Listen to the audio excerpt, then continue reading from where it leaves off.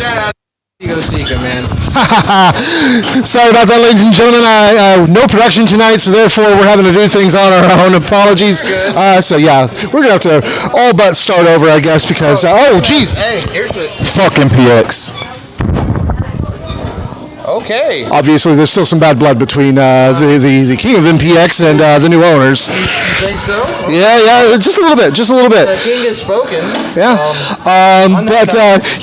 We were just talking about the opening match of the night here on Texoma Talks. Montego Sika. Yeah. Stud Stash gets opened up. Sika capitalizes on it. And what happened, Jay? Sika wins. And then after that, we had the Texoma Pro Junior division going on as the Texoma Pro Junior champion, Russ Haas, took on his own brother, Chuck Haas. Actually, you have that reversed. Russ is the older one. Yeah, okay. So Russ Haas taking on his younger brother, the champion, who he won the title from a couple months ago. Yeah. Tonight was a non-title match, and we saw some of the Charlie Haas teaching. It looked like Chuck was playing possum a little bit. Yeah. Act weak when you're strong, and he came up with the victory in the battle for the bedroom. Came out of nowhere with that, and he can do what he wants. Mr. MPX again, ladies and gentlemen. Yeah, like I said, he's the king of MPX. He can do as he pleases. Right. But Russ Haas coming away with the win, a surprise win on that one. And, hey, who knows? Maybe he'll get another shot at that title, get it back. Who knows? Hope so. Could you imagine losing the title to your brother and having to see him every day? Yeah, I can. That title in your face. You got to know, especially with the way they were interacting in the ring. You got to know that Chuck is. Some heat there. Yeah, Chuck is definitely teasing his brother about winning that title. It's no good. Back to the grown-up action. But yeah, back to the grown-up action. After that, we had the Texoma Pro Heavyweight Championship as the champion, Johnny Bedlam, Teflon John, took on the King Orca, Louis Shamui. Now, Teflon John, he's got some complaints, man, and honestly, I think there's validity to him. Leading up to tonight, what did you see in all the promos? You saw Sam Stackhouse versus Masada. Yep. And you saw Shane Taylor versus Franco Varga. Yeah. And then even the post that was made today by Texoma Upper Management, it said, come see these two matches, and it said, and also appearing Texoma champion John Bedlam. Yeah, I can see. How would you feel if you were the champion of the company, and you're I agree. also appearing? I actually kind of agree on that one. I understand why he had the chip on his shoulder when he came out tonight. I can definitely understand that, and he definitely took that all out on Louis Shamui. Unfortunately, King Orca. He does have a submission victory over Charlie Haas last month. Oh, geez, yeah, no, and he did it again tonight on Louis Shamui. And honestly, he's a good champion so far, and I think he may be able to take that further. I just hope he's able to get the recognition he deserves in this company. Guy drives 14 hours round trip. Yeah, in his belt. Yeah, definitely. Respect on his no good. But then we had another championship match. The Texoma Pro Texas Championship was defended by Mr. Wobble against defense ever. Yeah, against the Spotlight, Logan Knight. And I gotta say, when I was seeing him, Logan Knight, in the ring, with the hair, the beard, the look, the tassels, everything like that, I expected the Spotlight to be bigger. I don't know, maybe like larger than life even. And Logan Knight's another one of Walker Stewart's very good friends, just like Gabe Wilder. I think that I proposed to Walker that Gabe and Logan should start a tag team, and they could be the Walker Appreciation Society. Yeah, that could work. I mean, Gabe Wilder is a tough man, and that's rugged Gabe Wilder, sir. Yeah, the Duke of Rugged himself. But I'll talk more about that one tomorrow night, as they've got an incredible night ahead of them. But here at Texoma, Mr. Wobble taking on the Spotlight, and honestly, it was an incredible match between these two. And Mr. Wobble, going from that 4-year losing streak to suddenly being a champion, he is riding that momentum hard. He's one of the hottest things on the roster right now. All the love he got from the crowd. Oh yeah, and it's like you got to imagine that he may have won tonight's match against Logan Knight, but he's got next month, August 5th, in his mind, at the back of his mind at least, because he's going to be taking on his own best bud. The person that knows him better than anyone. Yeah. The person he trains with. The one. Guys tag team champions with him. Yeah. The one and only 50 caliber Barrett Brown. I don't think anybody knows him better, so it'll be an interesting match, man, to say the Yeah, definitely. And then after that, we had a good intermission, and then after that, we started things off with a hell of a fight as the United Familia Camacho, represented by Ocho Camacho and Angel Camacho, the Puerto Rican juggernaut, taking on the unit, the tag team champions here. This was an interesting match to do lead up for because both teams operate as factions under the Freebird rule. That is true. So we have seen the Camachos as tag team champions here before with Onyx and who's the chicken little one they call? Zarek. Yeah. So you had them, and then we've had different. Like tonight we had Ocho and Angel. Yep. And on the same exact token, when the unit won the titles back, it was Dan Griffin and Seth. Yeah. Charlie wasn't here. And tonight you had Charlie and Fitz defending the title. And let me bring to attention here the dissension, it seems. Yeah. The match between Charlie and Fitz. What did you take of that, Jay? I wasn't sure they were going to last the whole match with each other. I mean, especially with that splash that Fitz was, I guess, tricked into doing it against Charlie Haas.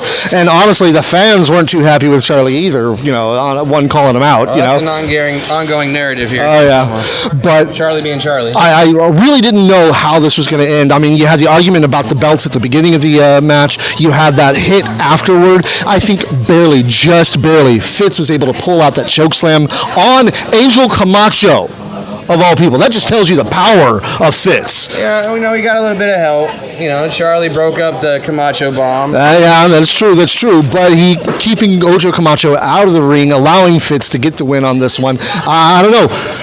We could be seeing a downward spiral here, but at the same time, sometimes adversity breeds strength. Good point. Yeah.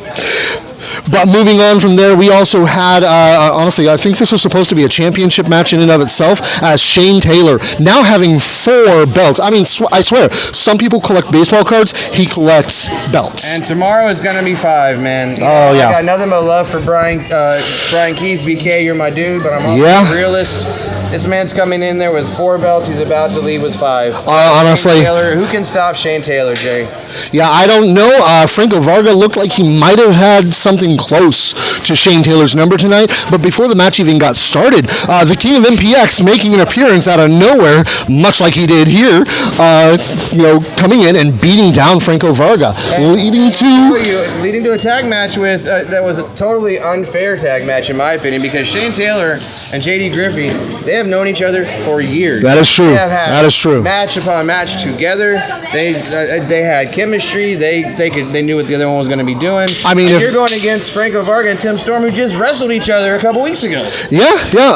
Honestly, this is going to be an incredible, just thing to watch if you get to see it when you get to see it online, because honestly, Franco Varga gave it everything he had. Tim Storm coming in to help Franco Varga in this tag team match gave it everything he had, but unfortunately, you have the ferocity of the King, JD Griffey, and of course, you have the absolute power that is Shane Taylor. Yep, and unfortunately, Tim was on the receiving end of that, man, and it took a while to get up. I was worried about it. Yeah. I mean, Mr. Wobble coming out to help him out along with Franco Varga. I'm hoping that the Perfect Storm is able to come back from this one. Maybe we'll see him versus Shane Taylor in the future. And then on to our main event. You see me with the kendo. Oh, jeez. I think I saved I snagged the only kendo stick that was still in one piece. I hope they have a new canvas for that ring, because, man, we thought there was blood at the beginning of the show, at the end of the show, at the main event, Masada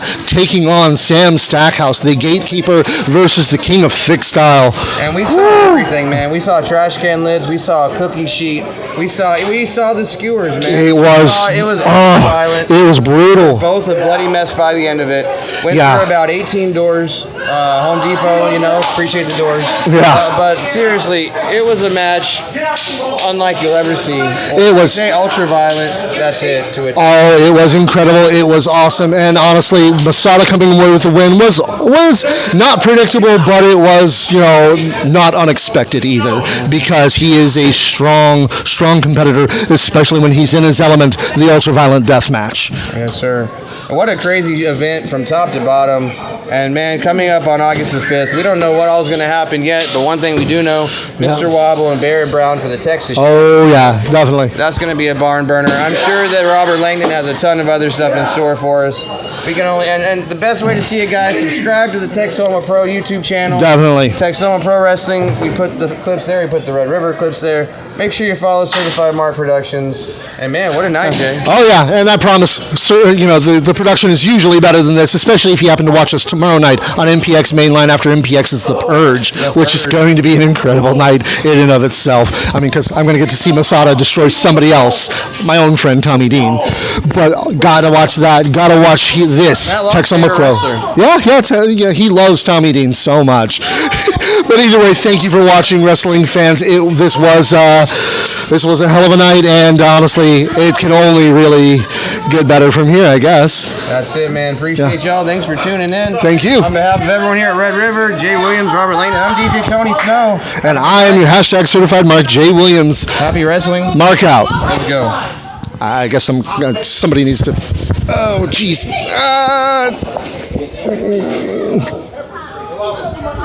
Where is the stop? There you go.